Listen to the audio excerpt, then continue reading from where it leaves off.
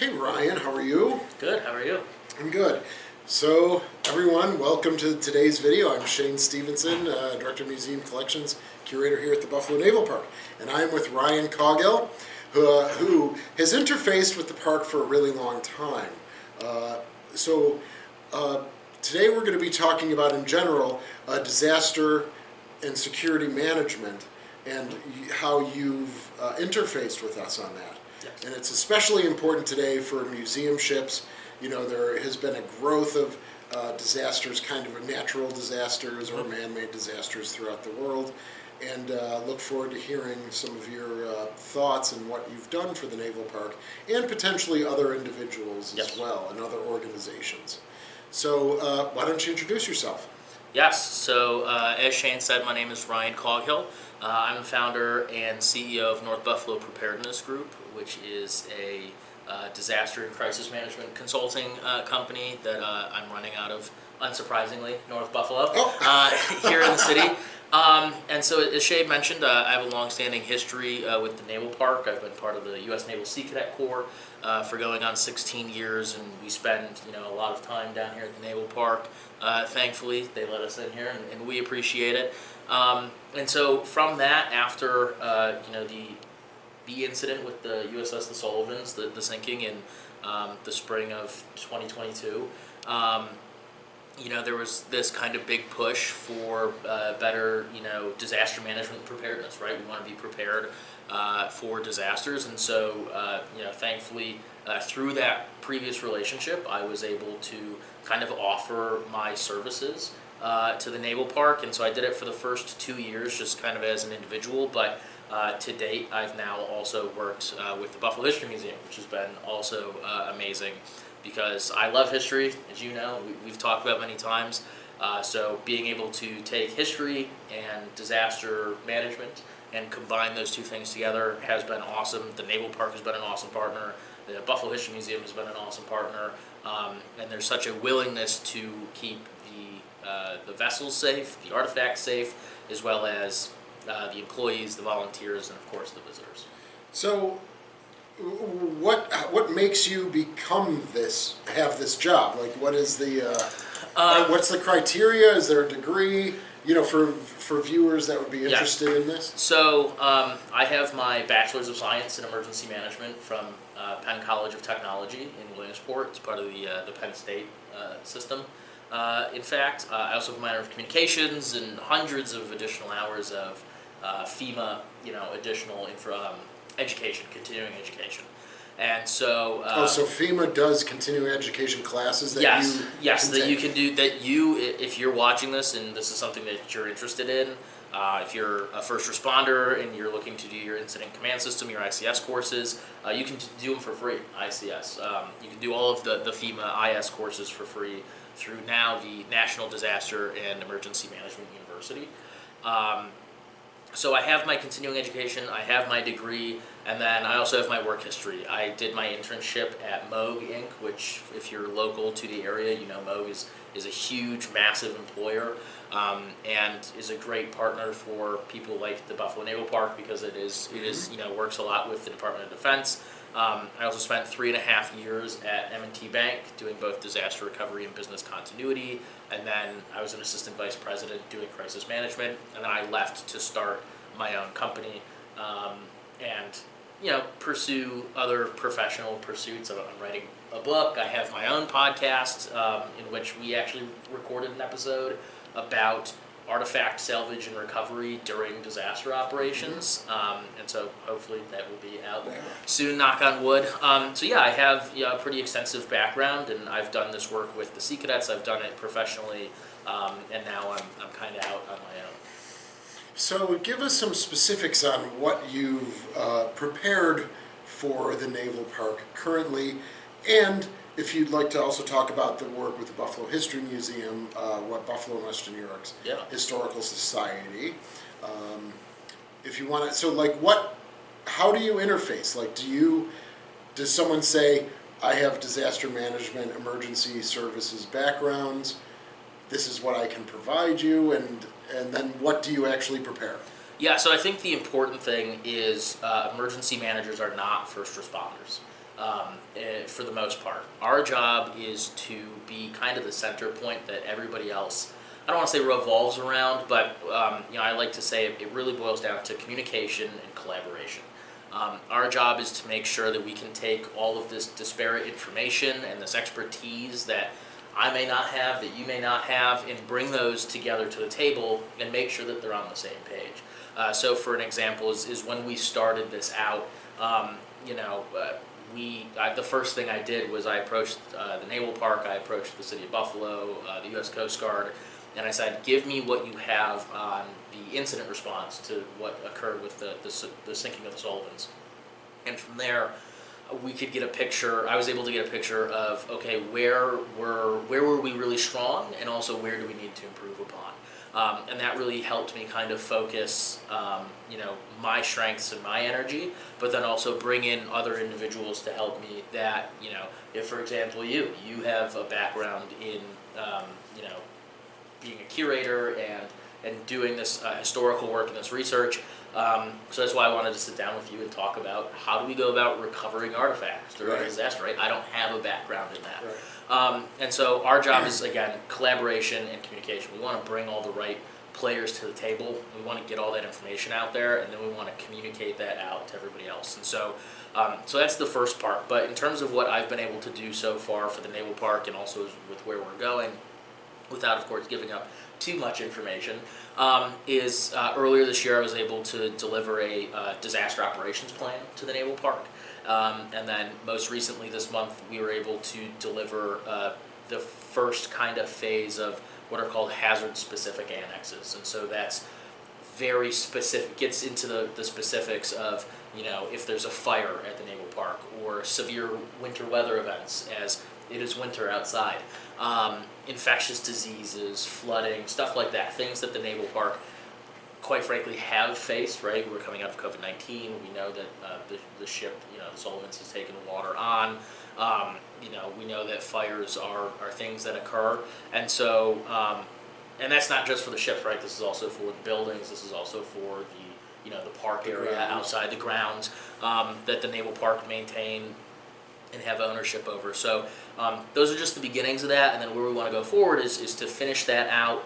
We want to get a disaster communications plan that aligns with what we have, and so that's the I don't want to say the downside, but of starting something like this is you want to then make sure that everything else aligns to what you've created. And so we now need to integrate this person's area and this person's area and this person's area into this, and it needs to kind of come out from there. And then, of course, we want to do some training with staff, and we want to do some disaster exercises on board the ships. We've done them with Sea Cadets as part of our training for that, but getting them for the Naval Park to allow our first responders to know what they're walking into.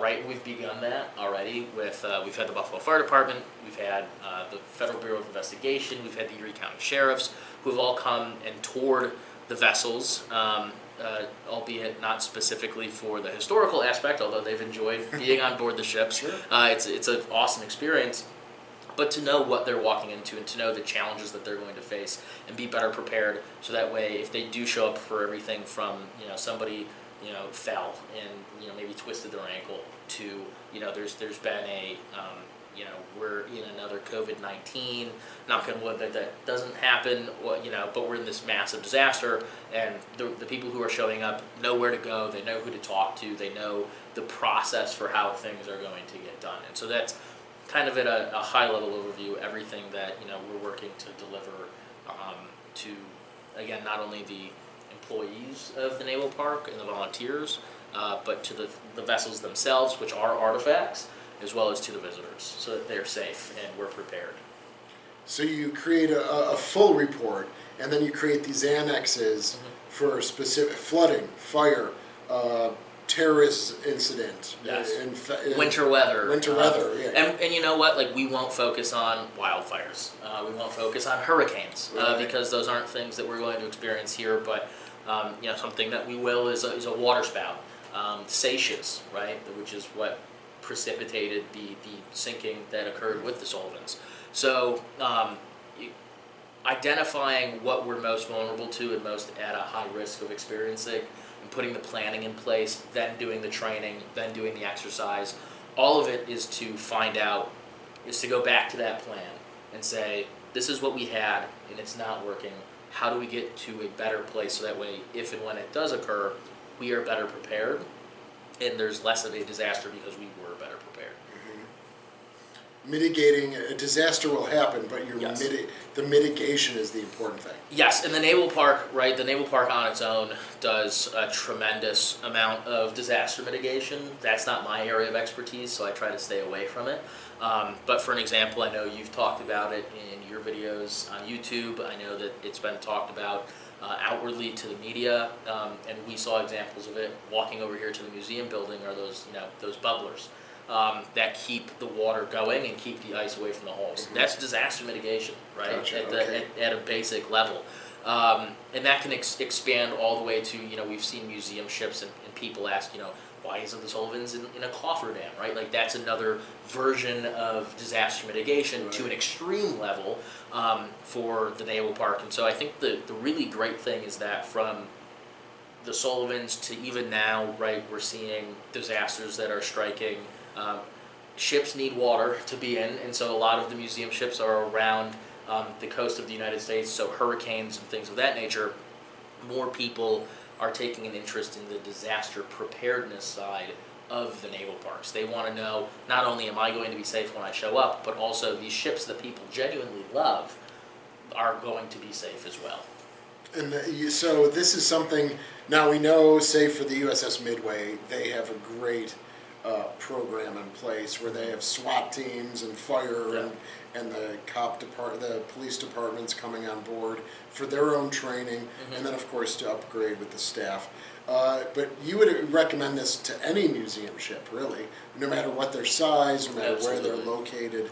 Absolutely. I mean, we're lucky here to have four different types of vessels. 3 in the water. Obviously, the PT boat is out and not, currently tourable to the public. But each of those vessels each have their own challenges. The Little Rock is, the passageways are a little bit wider. You can operate a little bit more efficiently. But the deeper you go, there might be, communications issues, and you have to get equipment farther into the ship that may need a generator or something that is on shore. Can you give me an example of that? Because that's if you have one. Yeah. That's a great thing because if you're going into the Sullivans, it's closer to the pier. Just the ship itself is not. There's not as many decks or platforms. So if you had to get somewhere, and say you got to go to the second platform of the Little Rock, now you're going main deck, second deck, third deck, first platform, second platform. You're going 5 decks down. Yeah, and all of this takes into account, right? Like I'm not with the Buffalo Fire Department. This is just bringing them in, and then they get to figure out their challenges. For something like that, they would even take into account manpower. How much manpower do we have to have show up? Because that's exhausting to get equipment from, say the brick driveway here all the way onto the Little Rock and then down to that area.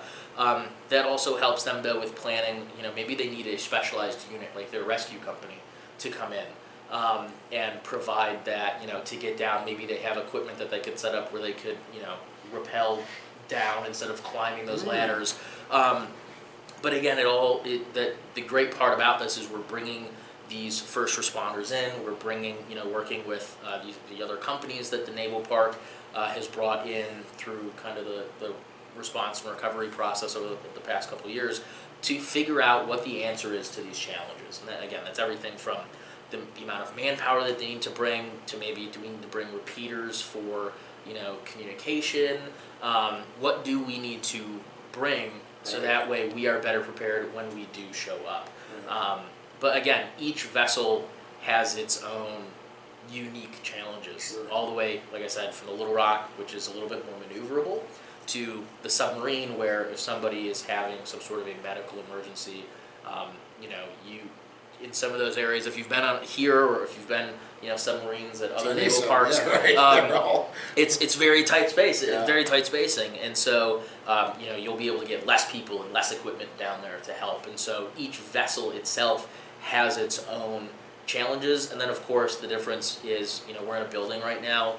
Buffalo Fire, AMR, Buffalo Police, they're very used to operating in these environments. They're not used to operating in an environment of not only a vessel, but a 80-year-old something warships that have all sorts of different, even if they were familiar, if they were prior service like the Navy or the Coast Guard, these are very different from the vessels that they may have served on in their service. Yeah. And so bringing all of them in, it goes back to that collaboration and that communication. As everyone knows, we're beginning kind of the early stages of dry docking. Where would you see a plan like this interfacing with, say, dry docking for the Sullivans and the Croker, that whole process? I'm sure there's hundreds of things that you can say. Oh, But like give a general overview of, for people interested and also for museum ships that might be watching, what would be the major principles to cover? I mean, one of the first things that I think of, right, is really, I was at when the USS New Jersey went to dry dock. I almost said earlier this year, but back in 2024, because we're a whole, we're in 2025 now. And I was able to, that was public, and that was very meaningful for the New Jersey, Philadelphia area, or the Camden, Philadelphia area, I should say. And so it was obviously very public, and they had a lot of people there, and so there was a lot of planning that you saw go into that with keeping people safe. It was a big public event. Then there was also shutting down the waterways, coordinating with, at that point you're coordinating with 2 different states. Right, the Delaware River is at the halfway point. Half of it's in Pennsylvania, where at that point the New Jersey's going into PA to go around. And then it's on the New Jersey side, so you're coordinating with 2 different states. So that's 2 different authorities. You're coordinating with the Coast Guard. You're coordinating with the local, first responders and law enforcement to shut down that waterway, which, the Delaware River is an active, it's a busy highway. Not as much, but I mean the Buffalo River also extremely active, especially in the warmer months with the Great Lakes freighters that are coming up and down, and of course there are first responder vessels and personal craft that are out there. So I'm thinking a lot more about that when we get closer to that time, determining if it's going to be a public event, what is the best way to go about keeping the people safe. It was also, when I was in Camden, it was very cold, so keeping people warm and how we go about doing that, in addition to all the other concerns. As for the vessel going there, again, it's more of a mitigation side that I'm not an expert in, but that my job as a disaster and crisis manager would be to bring somebody in who is an expert and say, tell us, how would you go about doing this based on the condition that the vessel's in, the conditions of the water that day, the distance that we're traveling, all of these factors that go into it. But I'm going to bring in an expert who's going to tell me, because I am not, as much as I like to say I'm a jack of all trades, I'm a jack of all trades for disaster and crisis management. With caveats, right? Yes, with caveats. So just bringing all those players to the table, yourself for the artifacts. Again, the vessels are artifacts. So yourself, the operations and maintenance team, the executive leadership for the city, for the county, for here at the Naval Park, the Coast Guard station and sector as well. So all of these people are going to have a role to play as we get closer to that. And so I think for right now, we're still we're figuring out whose role is, who's going to play what role and everything that we need to make this successful. Not only for getting there, but also coming back. Right. And one of the things is, it could be very practical, as we are planning a very early stages, but planning a very nice send-off. Nice. And so we do expect, a couple thousand people down here. I'll be here. Well, good, sure. But you better be working. Yes. And not enjoying. Yes. But now this raises a very interesting point when you were talking about Battleship New Jersey, and would we have to involve Canada at all? And I mean, if we're just skirting along the southern coast, the southern shore, I should say, not coast, of Lake Erie, that we probably won't cross the international, boundary in Lake Erie, but that's an interesting thing. Do you have? should talk to somebody at the U.S. Coast Guard. They would probably know. They would probably know. It seems as though, because if you look at a map, you'll see the dashed line that goes through, and we probably will just skirt around that. Yes. And not, but we probably have to notify them in some sort of way. Yeah, and that For pleasure craft for Canadian pleasure craft, is they're using their own. And there's tons of boats and things. Yeah, like I said, there will be tons of meetings and lead ups. I mean, you can even go as far as to include the National Weather Service. What's the weather going to be like at that time of the season? And then as we get closer, what is it like during that section of the year? What is it like during that month? What is it like? Okay, now we're in there. What is it going to be like on the day? What is it going to be like? Kind of like like in the lead up to D-Day, how it was supposed to be almost a month before it actually occurred, and because of the weather, they ended up changing it. Obviously, we're not invading Canada, just to clarify. But some of us might want to. But they're involving them and involving all of these players that people may not typically think of. The U.S. Canadian, or the Canadian Coast Guard, the National Weather Service, bringing again all those experts to the table to collaborate and communicate. Great. And then under situations, someone in your position would be that sort of organizer, communicator, bringing those organizations together. Yeah, I think facilitating. Yeah, I think a perfect example is for the eclipse that occurred, the total solar eclipse that occurred here last year in 2020, in the spring of 2024. There was an effort for that. Was the Naval Park was holding a special event on board for that, but there were also, you saw there were thousands of people. There wasn't those millions that they had been anticipating because the weather ended up being so bad, and those people actually left the region.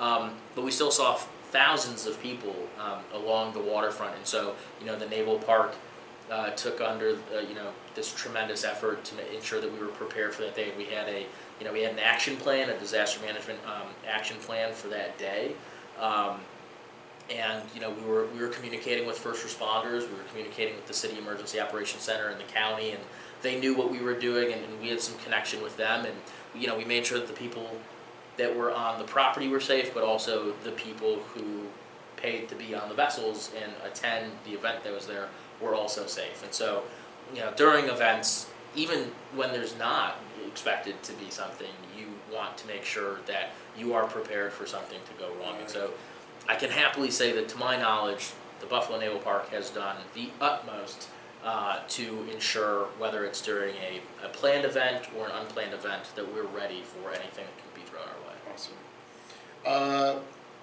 Any final thoughts before we kind of wrap up?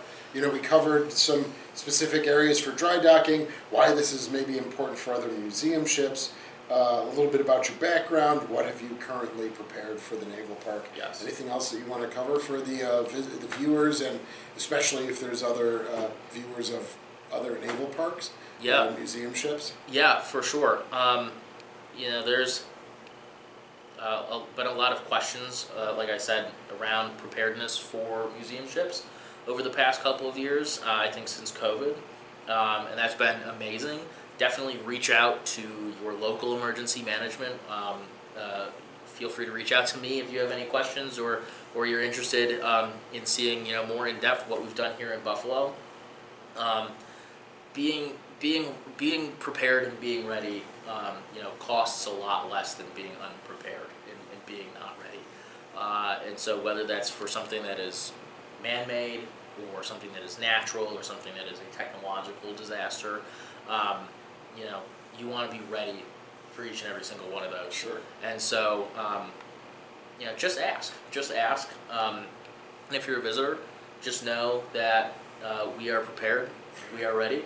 And if you have questions, feel free to ask. Again, everything from kind of your first aid, public safety, to big-time disasters, we are planning for. So, and then also, I have my own podcast, the Pic Pod, and I recorded an episode with Shane to talk more in depth about artifact recovery and recovery during disasters. And so that episode will hopefully be out soon, and you can find that, and that'll go a little bit more in depth if you're interested in that area of naval parks. Yeah. So what I will do is I will supply, I know we're on the spot, I will supply your email or something in the description. I will supply your podcast because you have a couple series kind of going on and you're getting it off the ground. Yes. But, disasters not related to the Buffalo Naval Park, which is pretty interesting. So I will link all of those things in the description for you. We hope to have you at HINZA as well, maybe giving a presentation to... That is the goal. Yes, very good. To be accepted for that, yes. Yeah, great. Ryan, thanks so much. Thank you for having me. And thank you all for being here and listening. And, we will please like, subscribe, comment, leave a comment. And if it's for Ryan, I can pass it along to him to get his expert answer for you. And we will see you again soon.